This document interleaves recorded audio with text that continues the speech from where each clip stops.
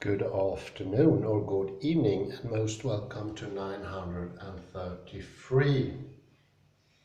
We will continue the exposure of the binary opposition, and I was earlier in 932 talking about the Caesarian, verso and recto, the two sides of the paper, and the thin of the paper being the dividing line between one and the other.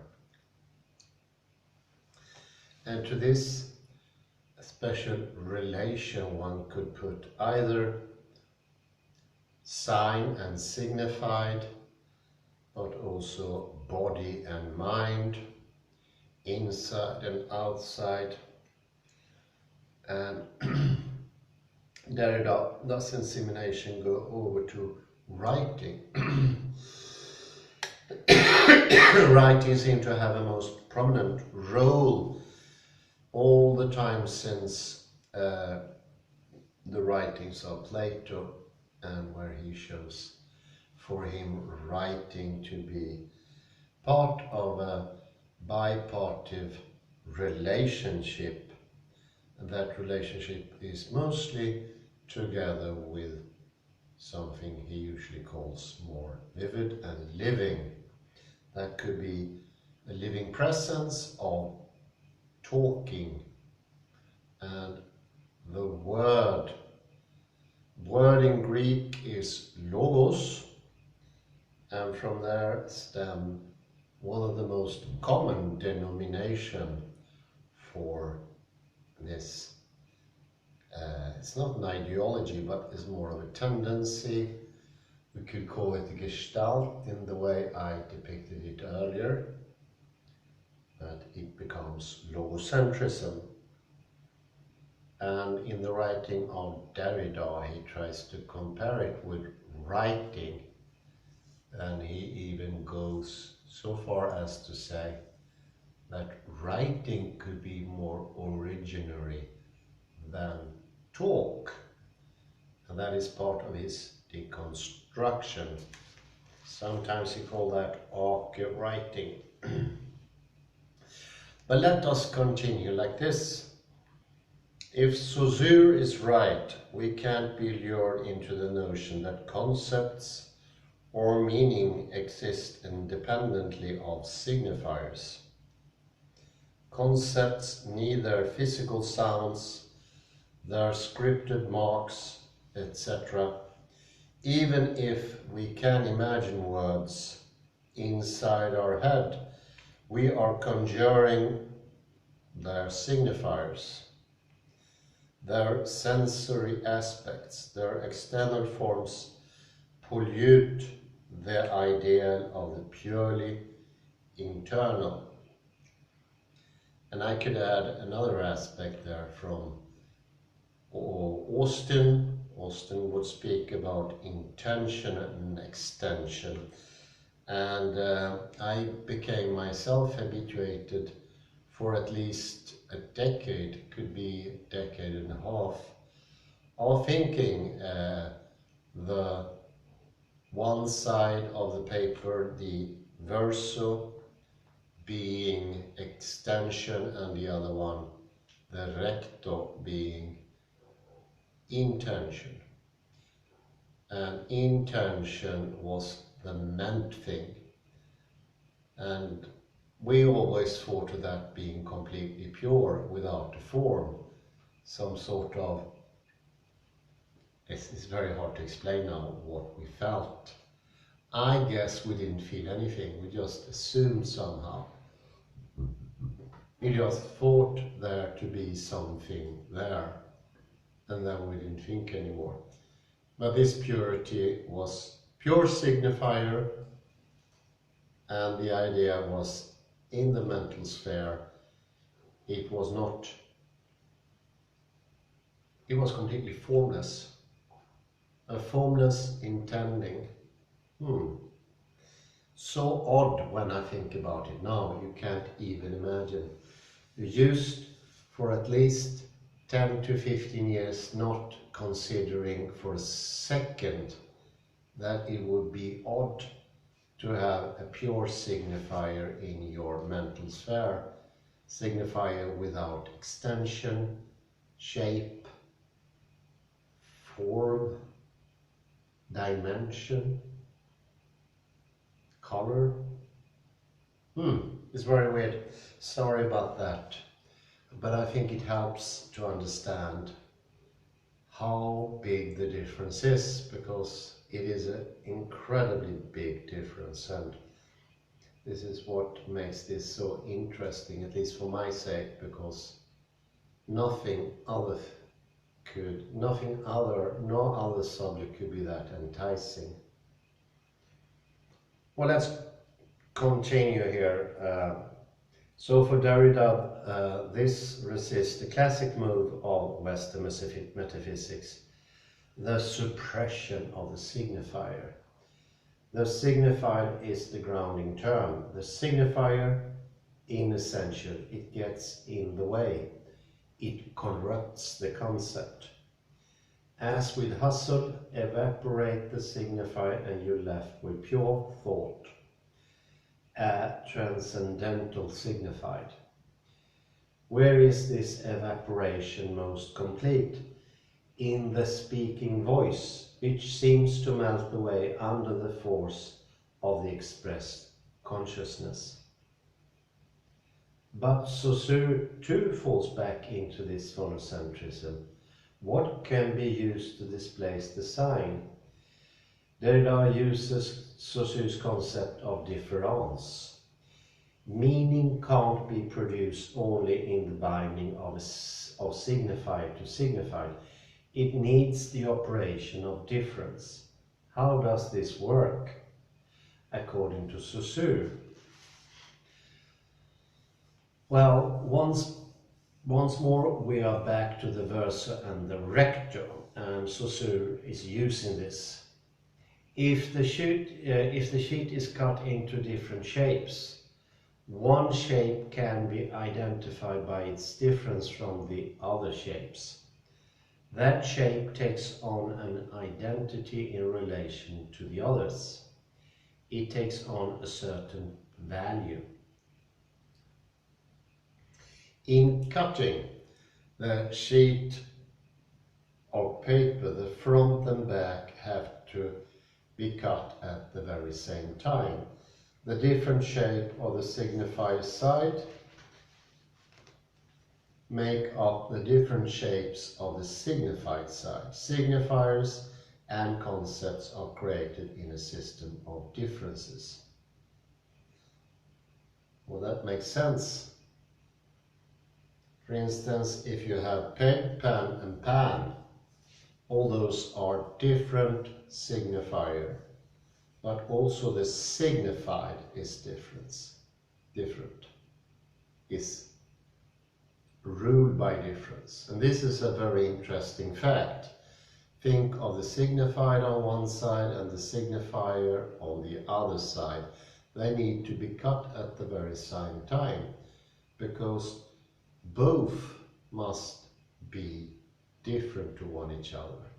Also, the intention of Austin and others must have difference, otherwise, even in my mental sphere, they would be the same.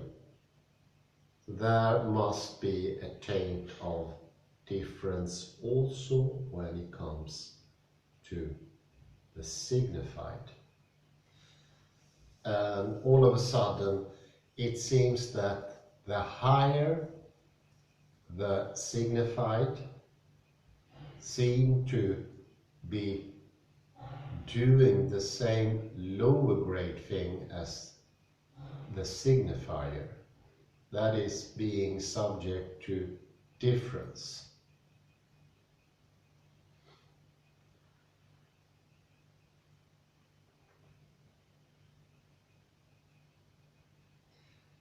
And from this cutting of the verso and the recto at the very same time comes the most famous quote from Saussure. The structure of language is purely differential. Whether we take, this is a quote from Saussure from his most famous book, whether we take the signified or the signifier, language has neither ideas nor sounds that exist before the linguistic system, but only conceptual phonic differences that have issued from the system.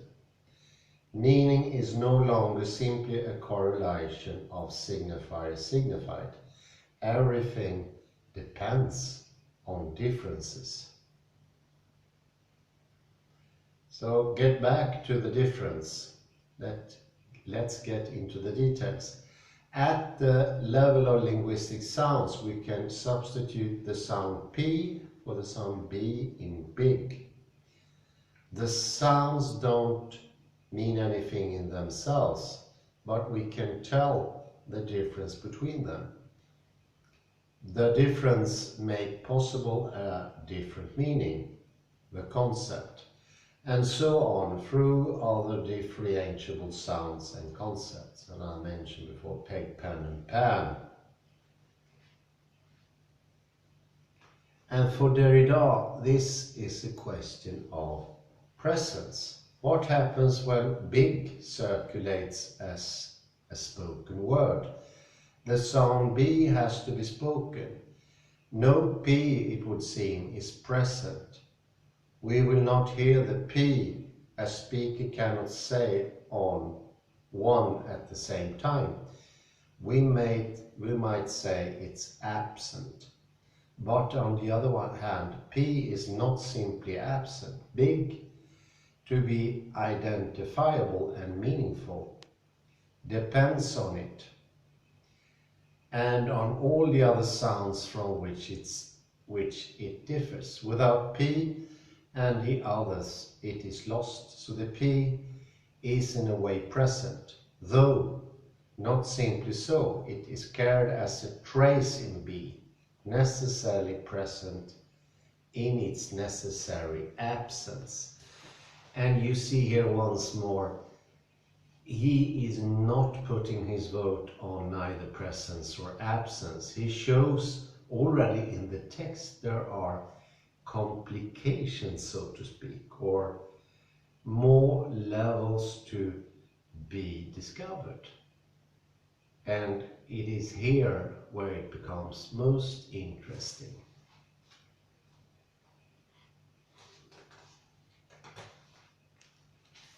The trace. We discussed this before, but it was like 500 episodes ago. What does Derrida mean by trace?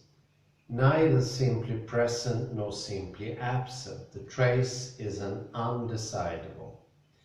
The relay of difference, pig, big, bag, rag, rat, etc., depends upon a structural undecidability, a play of presence and absence at the origin of meaning. Undecidability at the origin between presence and absence. Whether written or spoken, no element can function without relating to another element, which itself is not simply present. Each element is constituted on the basis of the trace in it of the other elements of the system. Nothing in either the elements or the system is anywhere ever simply present or absent. This is typical for deconstruction.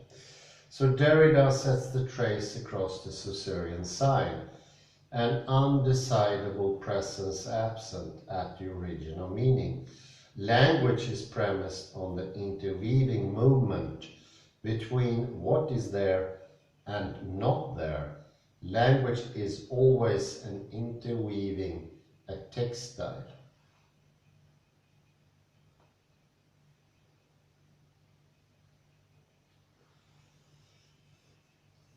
what is the significance of Derrida's notion of the trace? First, it suggests that all language is subject to undecidability. The play of the trace is a kind of deforming, reforming slippage, an inherent instability which language cannot escape. This applied to philosophical language as well. The vocabulary of metaphysics, being, truth, center, origin, etc. has to be recognized as a vocabulary. It's a set of words, and they cannot escape the play of the trace. Now, if the trace is a constant sliding between presence and absence, those philosophical words cannot establish full, replete presence. This strikes at the very roots of Western metaphysics, because it is the claim to full presence which underpins metaphysical concepts and procedures. Needs to be fully present.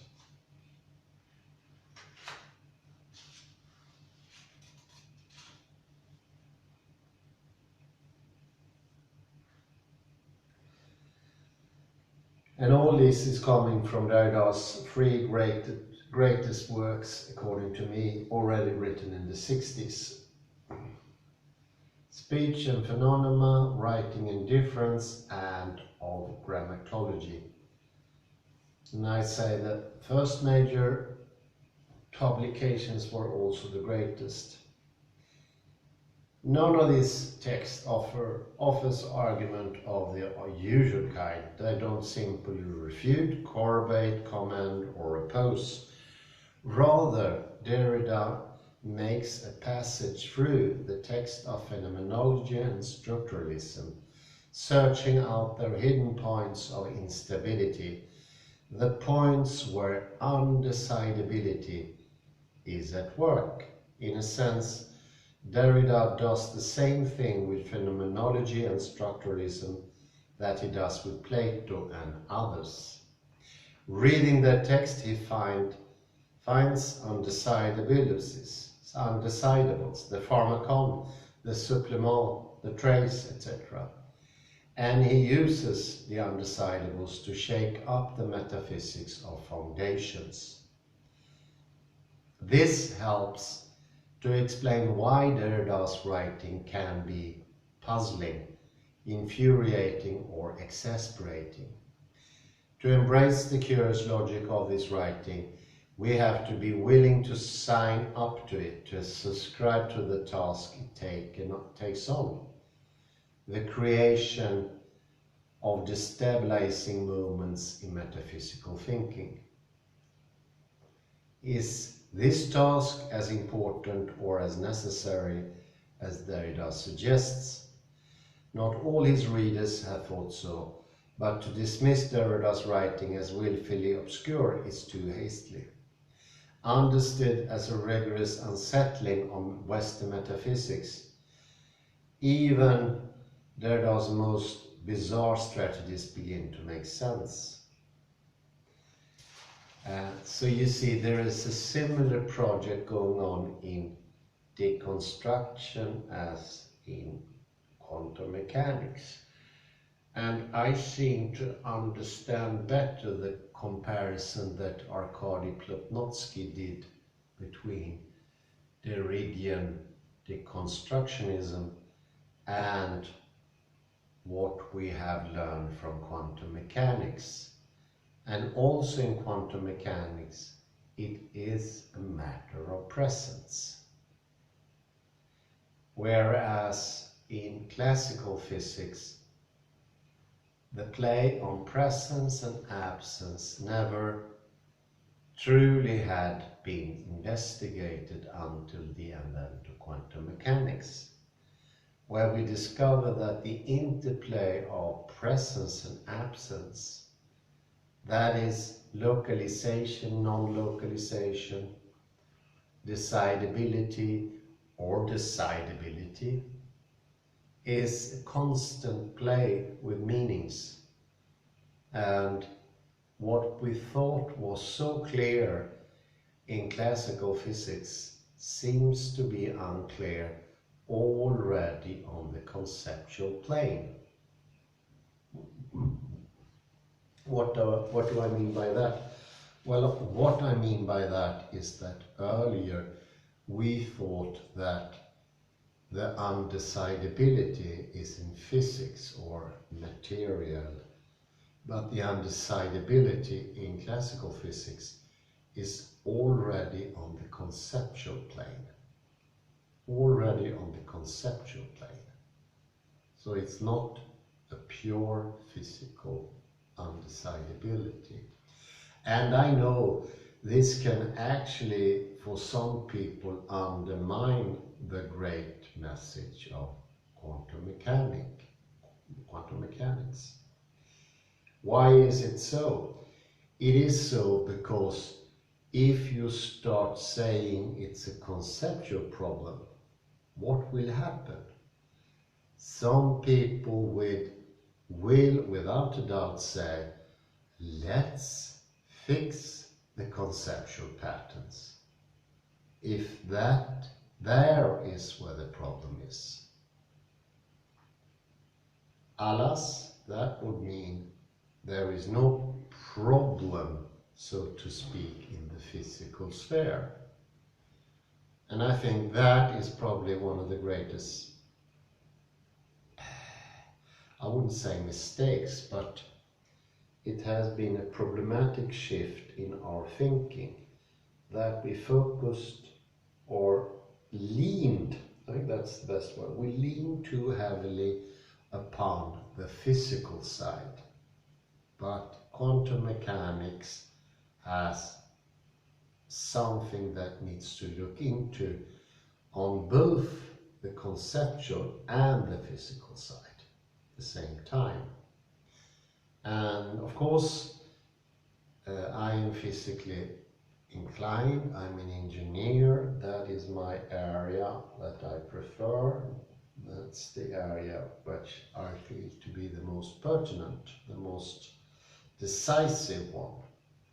And I have often referred to physics as the foundation of modern Western thinking. But this sort of undermines that strict thinking. Maybe it's a conceptual / physical and undecidability at the same time. And maybe I should trod a little bit more careful next time, whereas not to reduce the whole thing to a purely physical thing. Although it doesn't seem like a reduction, in a way it doesn't clarify the whole problem. And already now, when I just get the first taste of it, I have a feeling it could actually get a little bit more interesting with this new, clearer picture of the problem, that it's also a conceptual problem. In some way, one could say that Newton is looking at the presence and putting away absence a bit, already on the conceptual plane. So it's, well, it's promising as well, because if we are down to concepts, this is going to be a lot easier task of getting into. Well, I say thank you very much for tonight. Wish you a very pleasant evening and see you next time. Bye bye.